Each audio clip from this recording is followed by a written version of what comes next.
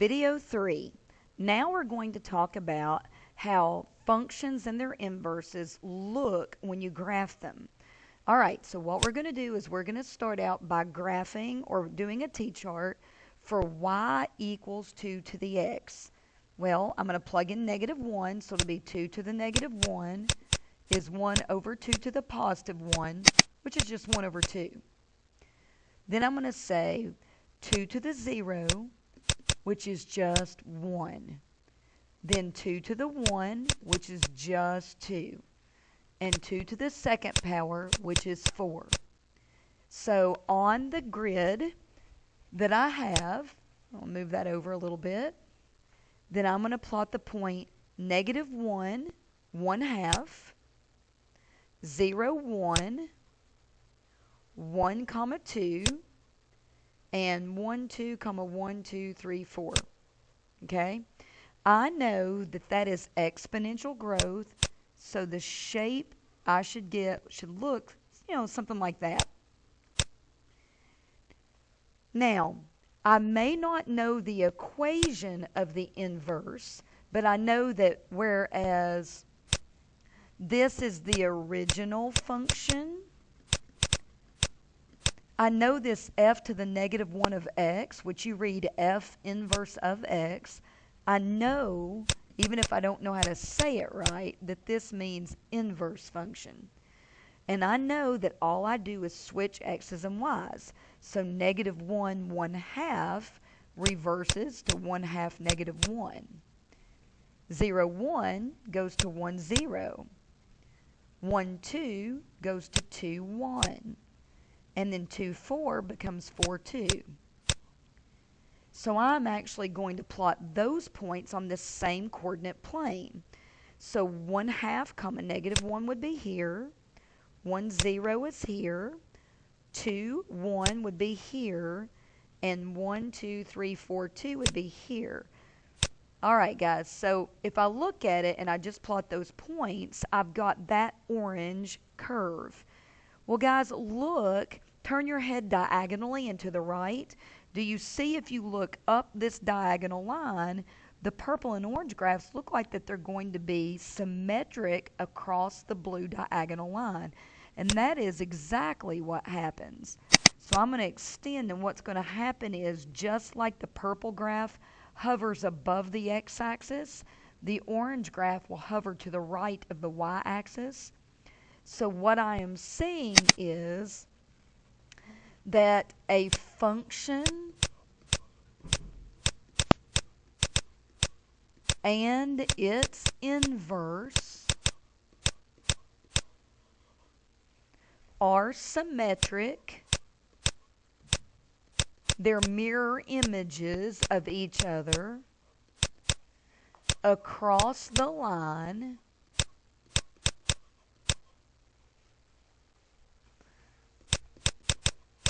y equals x. And you might say, why is that the line y equals x? Guys, remember, this would be like saying y equals 1 over 1 x plus 0. And remember, the 0 is your y-intercept, so that would start here. And then the slope is up 1, right 1, up 1, right 1. So y equals x is really y equals mx plus b, so it's a line. So that's what you need to know. Now, one more thing I'm going to say, even though I know you won't totally get this right now. The actual inverse equation, and you're not supposed to know this on your own, but the inverse of an exponential is a logarithm. And since the base of the exponential is 2, the base of the logarithm is 2. So I would say the equation for f inverse of x is log base 2 of x. There's nothing on the homework about that, but I thought I'd show you. Okay, we've really got one big topic after this symmetry thing. Let's look at this problem and see if we can do the symmetry thing.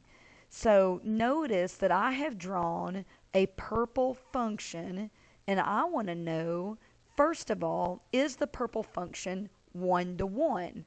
Well, I could figure that out if I do what I did earlier and draw a horizontal line, and we did this in the last video too.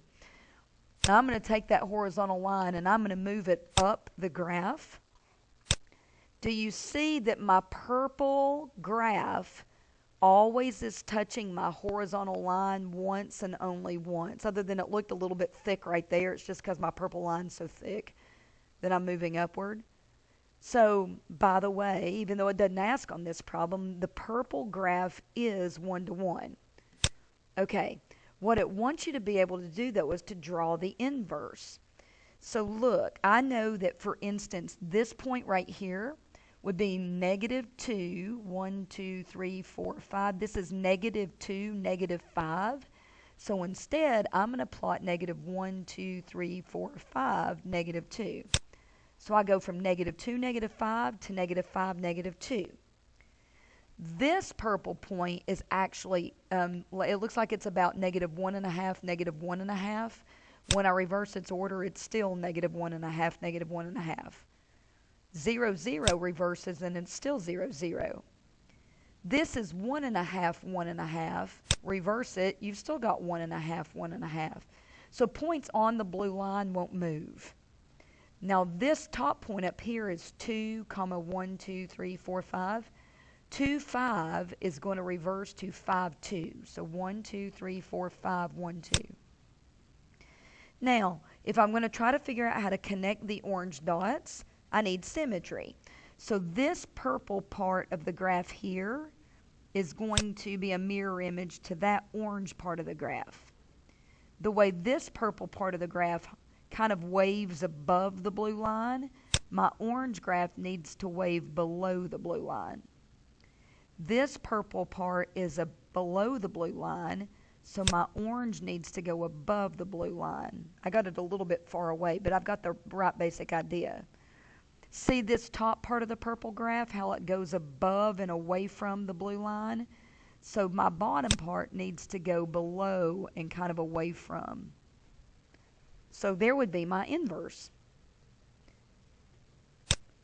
The last thing we're going to do is talk about how to write the equations of inverse functions. We'll do that in a minute. For right now, you can finish the next part of A11.2 and you're almost done, guys.